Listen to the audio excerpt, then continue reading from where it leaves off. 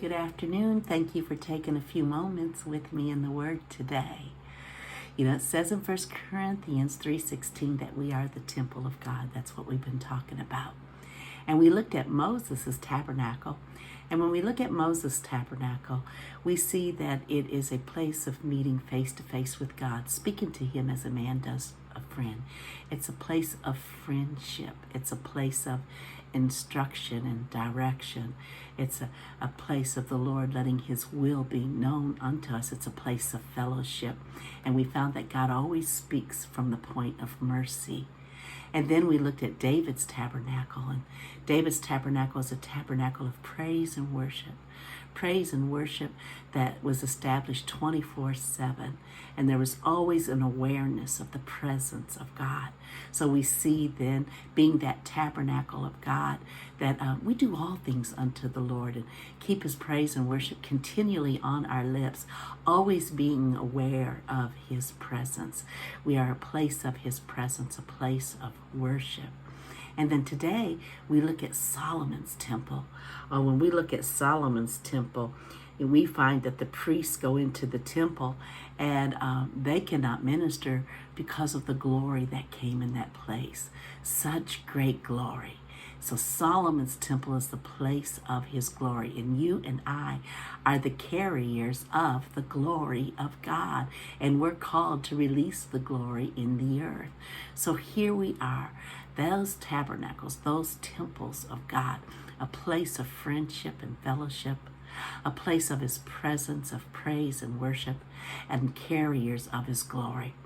Leviticus 6:12 says, the fire must always be burning on the altar. It must never go out.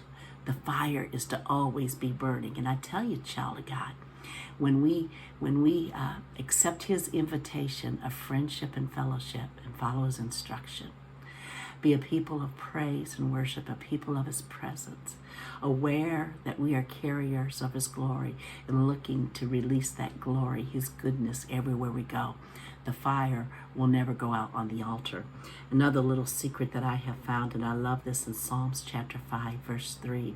This is in the Passion. It says, at each and every sunrise, you will hear my voice as I prepare my sacrifice of prayer to you. Every morning I lay out the pieces of my life on the altar, and I wait for your fire to fall upon my heart. So there's that place where we take every area of our life and we bring it before the Lord, laying it on the altar, and then we wait on him. We wait on him till his fire falls. If an Old Testament prophet can live a life like that, then us New Testament men and women of God can live a life like that. In that waiting on that Lord, that word waiting is like a twisting. And I see it like this. It's like, okay, it's in him we live and move and have our being, but yet he's made us his tabernacle. So it's overlapping, and we become aware of that twisting as we wait upon the Lord.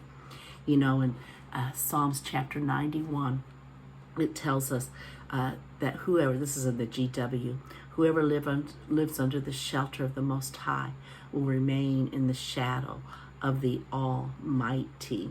It's those that, so when we abide in him, it's abiding, not visiting.